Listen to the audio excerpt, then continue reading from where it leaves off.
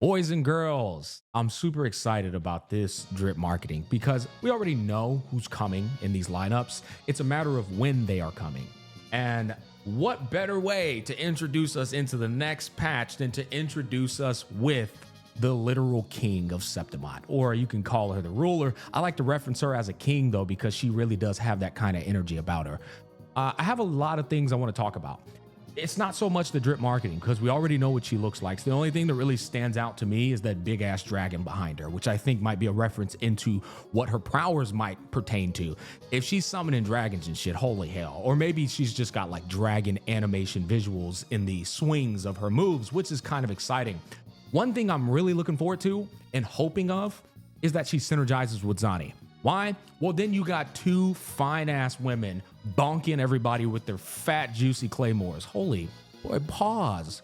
Boy, no homo. Pause. Hold on now. Juicy claymores, brother. Are you okay?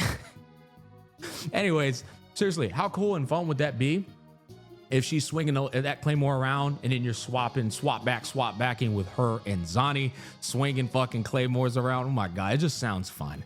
And even if they don't synergize, from my experience, Wuthering Waves is just the kind of game where you have maximum skill expression. Like you can make characters you wouldn't think work anyways. And so from that perspective, I think it'll be pretty fun. But apart from that, I'm more so interested and concerned with how they're going to introduce these characters and unveil who they are. Now, we already know a little bit about Ayuno and Augusta, which, by the way, if Augusta's coming out right now, Ayuno's probably going to follow her up. So it's looking quite brutal. I mean, we'll see. Kudo sometimes will give you a patch to breathe in terms of preparation. But if Ayuno follows her up, ooh, that's going to be rough, boys. I ain't going to cap. I mean, God damn it, Bobby. Carta Thea into Lupa, into Frolova, who I'm pretty sure a lot of us were planning to skip Frolova, and then she won us over. It won my ass over, that's for sure. Into Augusta, into Ayuno. God damn it, bro. Holy shit. Give me some time to breathe. It's okay because I'm really enjoying this game. And I told y'all, so long as they continue to deliver these banger ass patches with the MSQs, I have no problem spending money on the game at all. It's all good. But that said, I know a lot of you guys don't have the luxury of spending that kind of money on the game. And so you're going to have to choose between these two. And you're going to have to cope with that mechanism by doing what I do and saying, hey, sometimes when you skip a character, you appreciate them more in the story. Speaking of story, though, are we gonna get hoed with Augusta and Ayuno? Guys, we got 2 MSQ updates in a row. That's already a rare breed in Wuthering Waves. It's usually patch or MSQ filler. So are we gonna land on a filler patch here and be stuck with only companion quests with Augusta and Ayuno? If that's the case, I'm actually gonna be on a bit of a letdown there. That'll be a bit of an L for me. And the reason I say that is because these are the 2 figureheads of Septimont, quite literally the most important people in Septimont. I think they're deserving of an MSQ.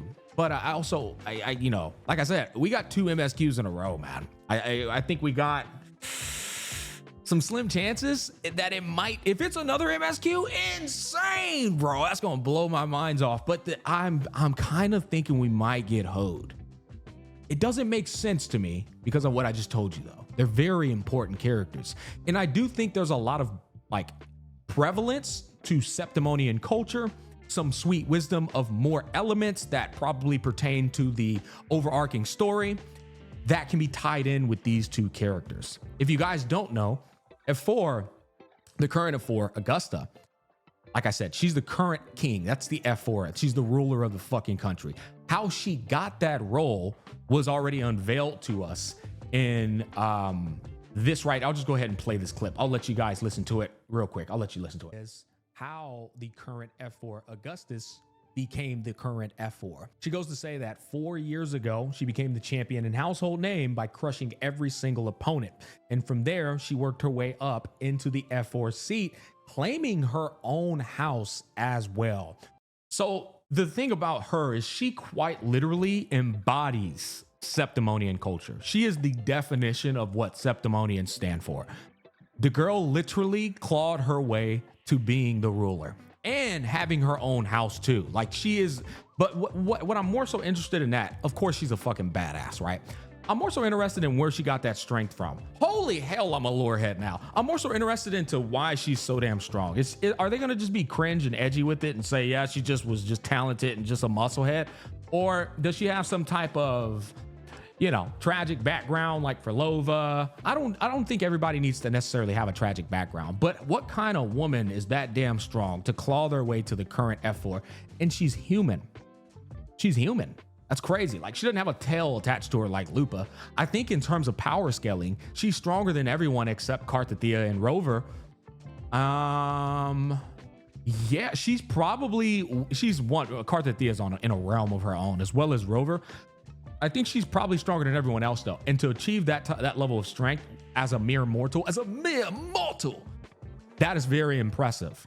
I want them to kind of unveil where she got that strength from, where it ties in. Doesn't have to be necessarily tragic, but I do want to hear more about that. Another sweet bit of curiosity that I have is she became the F4 after the previous F4, But what I mean by this is the previous F4, if I'm not mistaken, I think that was the F4 that was in Reign while Mia was going through it and getting fucked by everybody.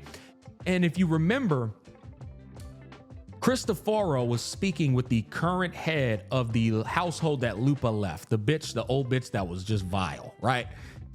And they had a conversation that said they couldn't convince that F4 to do their bidding. And Cristoforo was like, don't worry, there's other ways, whether it be through poisoning them with wine. And he started listing off these vile ways of killing that F4. He said, I'm sure we can get that done. The reason I'm bringing that up is because I'm saying and I'm not sure this is correct too. this is just to the recollection of my memories. What I just told you is correct. I'm not sure if she was the next F4 after that guy got poisoned or that girl got poisoned, whoever it was. But if she was, you can see how they can take the MSQ and tie it into her to give you that wisdom of what happened in between, because she is the in between. Furthermore, behind her is the other figurehead, Ayuno, the girl who's able to basically do premonitions. She's got the same abilities as a Fu Xuan from HSR. The correct word is leaving Unk's brain right now. What the fuck is it called when you're able to predict things and see things and call them out? Whatever. It left my brain. It doesn't matter. Ayuno has a similar ability, and she's got this moon type of lore attached to her too. These two are very fucking important. You know what I mean? I would hate for them to only have companion quests. Not that companion quests are dog shit, but companion quests are absolutely inferior to MSQs. They just don't have the same level of bang.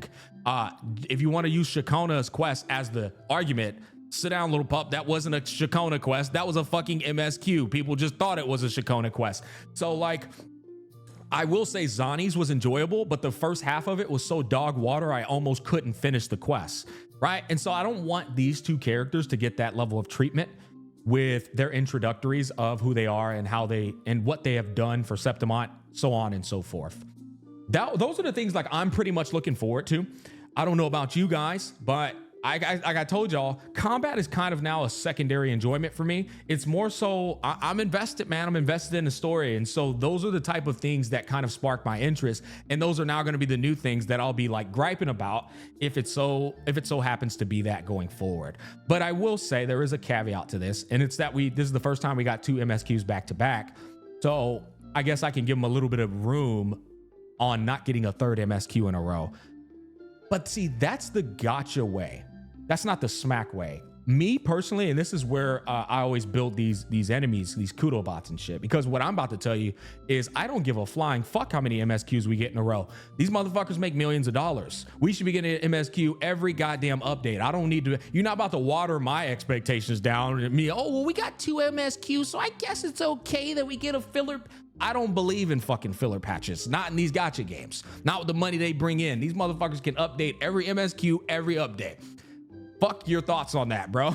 So I think we should get another MSQ in a row telling us who these 2 characters are, bro. Those are my real unfiltered unfiltered and raw, unbridled thoughts. Anyways, if we don't, it's not the end of the world for me. It is what it is. There's plenty more things for me to do with my time, but that's going to wrap up all my thoughts. You guys comment down below. Let me know if you maybe want to have a talking point that you figure I missed out on, or maybe something that's a different facet from what I mentioned that is worth bringing up with Augusta. But my money is on Iono being the next drip marketing. It only makes sense. So like peanut butter and jelly. All right. Peace. Thank you.